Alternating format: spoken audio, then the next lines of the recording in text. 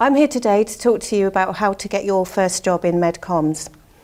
My name is Julia Walton. I work for Media Contacts. We're a specialist recruitment agency, and I've been recruiting people for MedComms agencies, healthcare PR and healthcare advertising agencies for nearly 12 years.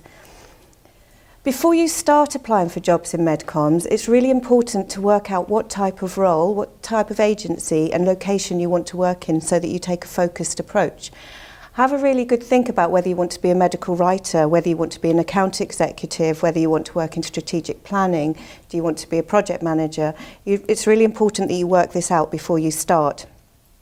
Also, think about why you want to work in medical communications and not just why you don't want to continue doing what you're doing at the moment. As a recruiter, when I ask the question, why do you want to work in MedComms, and somebody says, I don't really want to work in the lab anymore, or I want to use my communication skills and my science, my heart sinks. That's why they don't want to be doing what they're doing now. That's not why they do want to work in MedComms. And it's not what an agency wants to hear. They want to know that you're passionate about doing this. Talk to people that you already know in the industry. Are there people you went to uni with? Do you have friends or relatives? Have you done some work experience? Get some really inside information about what it's like. And do read industry news. Are you reading Peter Llewellyn's newsletter? Are you reading PME, Pharma Times? Make sure that you're really well informed on current affairs, what's happening in the pharma world, what's happening with the NHS, and how might Brexit affect the MedComms world.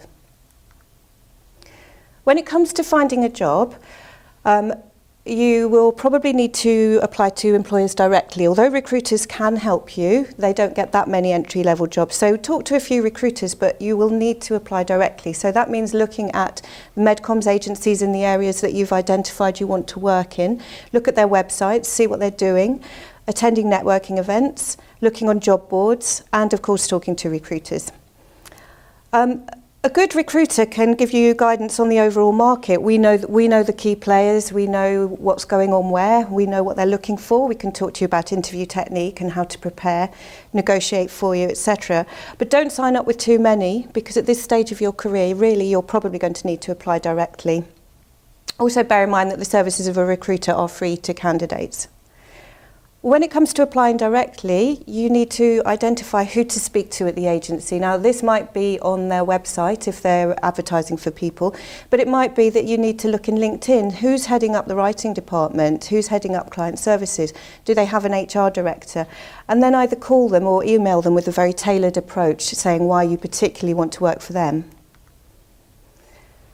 Your CV is potentially the most important document you will ever write, because this is a sales document to get you an interview. So think of yourself as a brand that you're persuading an employer to see. The opening profile is the most important bit, and this needs to say why you want to work in medical communications, who you are, what you've got to offer, and why they should hire you. This shouldn't take more than 3 or 4 sentences. It needs to be succinct and to the point to show that you can write a persuasive argument. Someone should be able to read that and say, yes, I want to interview this person. I'll read the rest of their CV as a courtesy before they come in for an interview, but I know enough from this that I want to see them. Do demonstrate transferable skills. Think about what an agency wants to see. We can take it as read that you've got a scientific background, but do you have creativity? Have you got commercial acumen, project management experience, the ability to talk to clinicians, to write for different audiences, and knowledge of the pharmaceutical industry? So make sure that that shines through. Putting hobbies and interests on the CV is up to personal taste, but personally, I like to see someone's personality there. Sometimes people who come from very academic, scientific backgrounds can be perceived as a bit dry, so it's good to show that you've got some personality. Also, show that you've got some relevant interests.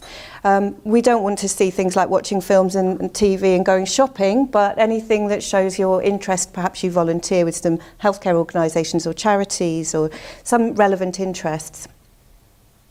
Hopefully you've got some relevant work experience, and you can put that. Maybe you've shadowed somebody in a MedComms agency if you were unable to take the time to spend weeks or months there. But even if you've spent a day, show that, because it shows your commitment. And do highlight that experience. To keep your CV to 2 pages maximum, especially when you're at entry level. You're not going to have loads and loads of stuff to put there. This isn't an academic CV. It doesn't need long lists of publications. It can have links to those that you've got somewhere else. So leave something left to talk about at interview. There needs to be enough there to pique an employer's interest, but not so that everything's covered. Attention to detail is absolutely critical. Now that goes for any CV, but particularly in the communications agency world, one mistake can cost an agency thousands of pounds, and they need to know that your attention to detail and your grammar is perfect. So do get this looked at by someone else, a fresh pair of eyes as well as yourself. Don't leave any time gaps. If you've been travelling, say so. And no photos, please. You want to get the job on your merit, not what you look like. And at worst, you'll give the HR staff and the recruiters a good laugh. So do leave photos off your CV. And one thing I advise for any written communication, but particularly a CV, is to read it aloud. You will spot any fragments that don't make sense or any grammatical howlers if you read it aloud. And make sure your digital profile is aligned to your CV. You can have the most perfect CV saying why you want to work in medical communications, and then your LinkedIn profile says you want to be a scuba diver, and you've blown yourself out of the water. The cover letter. Now, most employers don't read cover letters.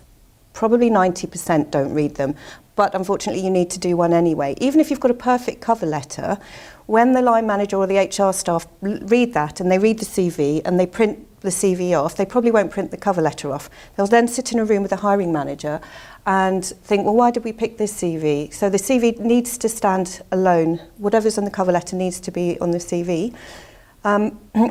But you've got to write them because some people do read them, so make sure they're coherent, persuasive, short and to the point. One of the reasons they don't get read is that they tend to be very long and boring, so keep it to 2 or 3 paragraphs maximum. Just saying why you want the job, why this particular employer, demonstrating that you've looked at their website and you know something about them, and why they should hire you. When it comes to the interview, prepare thoroughly. The best way to settle your nerves is to be well prepared and well researched. Another tip when it comes to interview nerves is to think of it as a rehearsal. Now, I don't mean a first read-through rehearsal, I mean the dress rehearsal that you've practiced and practiced. And if you can get yourself sort of psyched up that you're at a rehearsal, it really does make a difference. Google how to prepare for competency-based interview questions. Even if you don't get asked this style of question, it will make you a much stronger interviewee because you'll have thought about and you'll have examples about why you're the right person that you're more likely to articulate and to put forward, whether you're asked them or not. Sounds obvious, but be on time, be dressed professionally. They might all be in jeans, but they'll want to know that you can scrub up for a client visit. And make sure you've switched your phone off. You'll only be in an interview where your phone rings once and you'll never want to be that embarrassed again. Good firm handshake and eye contact, very important. Limp handshakes are very off-putting, as is someone who can't look you in the eye. Do take a portfolio to make yourself stand out. Now, you might not have any MedComms agency experience, but I'm sure there are things that you've written, whether it's your thesis, whether it's some creative writing that you do in your spare time, but take a portfolio because not everyone will think to do this. And make sure you've prepared questions that show that you know something about the company and what they do, not just what's in it for me, what's the training, what's the pay, but something about the interviewers themselves and about the company. The feedback that you're aiming for is that you were bright, engaged, well-researched and really, really want the job. Again, it's terrible when somebody very bright goes for an interview and the feedback is, yes, fantastic, sure they could do the job, but we're not sure they want it. So to summarise, the competition is really fierce at entry level, so you need to stand out, but that's perfectly possible to do if you emphasise your interests, your work experience, your achievements, and anything that shows your initiative and that you've got something different to offer over and above every other science grad. So be focused, well-researched and prepared. Thank you very much. If you'd like any further information, please don't hesitate to contact me.